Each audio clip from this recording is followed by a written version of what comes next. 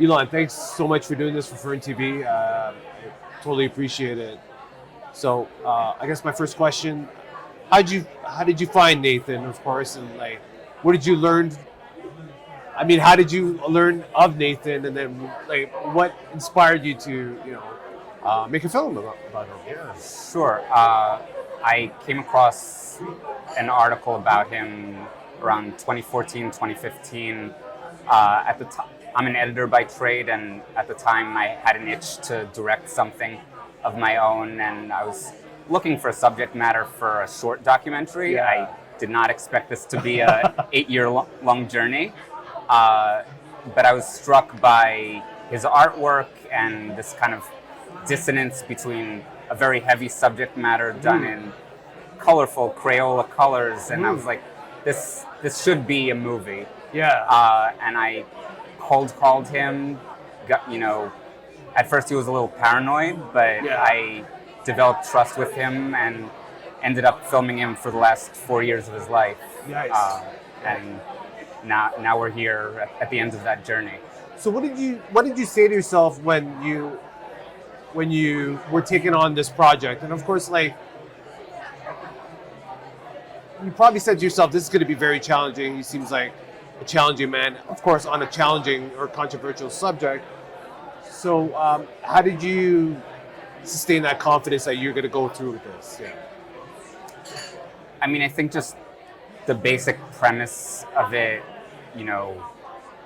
seemed so intriguing that like people need to know this story, and Yeah. unfortunately, that generation is going away from this world. Unfortunately, there are so few people who have experienced that time period and can talk about it. So I was like, this story needs to be told, and he was as excited as I was about the making of this film. He very much felt like a collaborator in the story, and I'm just happy I could get his story out there. So talk about like that little journey of you going through the archival footage of like the Nuremberg trials and a lot of film footage of the Nazis. How difficult was that to get for yourself and for this movie? And then what were your feelings towards like looking at that?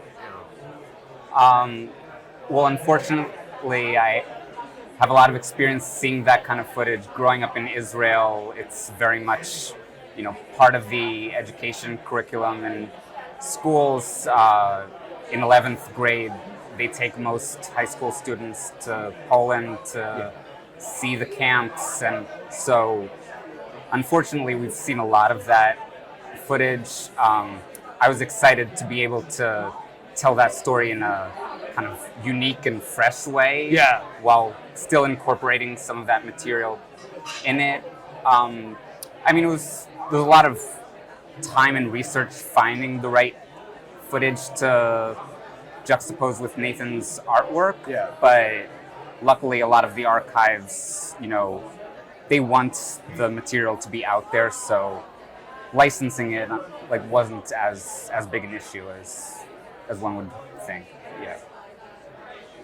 Was there a piece of art that Nathan did that actually, not necessarily resonate, but like stuck with you, or stuck, like it was just, you were just memorized by it? I'm pretty sure all of his artwork was fantastic, but was there one particular one where you're like, whoa, yeah? Sure. I mean, I think I'm most struck by just how much he features himself in the work. I mean, he did countless self-portraits of himself as a young soldier. And when he isn't like front and center, he's always like in the corner as the witness of whatever is going on in the... Yeah, he's always like the artist and witness, kind of there, like a Where's Waldo, kind of just seeing what's going on. And yeah, I like that recurring motif. I never thought of that way as well. That's kind of cool. Yeah. So what do you hope your audience would take home when they go see Nathan-ism? Sure. I mean, I think unfortunately, talking about war crimes and anti-Semitism is unfortunately as timely as ever. And I think it's important to recognize the importance of singular points of view of history rather than just what's written in textbooks and seen in archival footage. Like getting that perspective of somebody who was there it doesn't replace the historical material, but I think those need to be in relationship to each other. Right. Yeah. Now, how does it feel to be here at Hot Talks with their 30th anniversary? What does it feel to be here with your film? I mean, it's honestly surreal.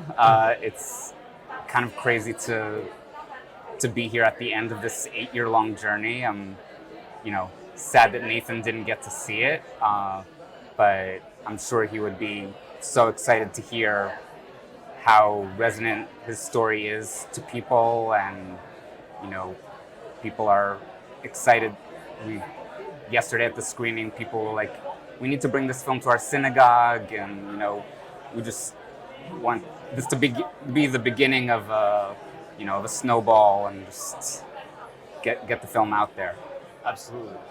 Well, thank you so much for your time, and good luck with the film, and congratulations once again for being here at Hot Talks. Thank you so much.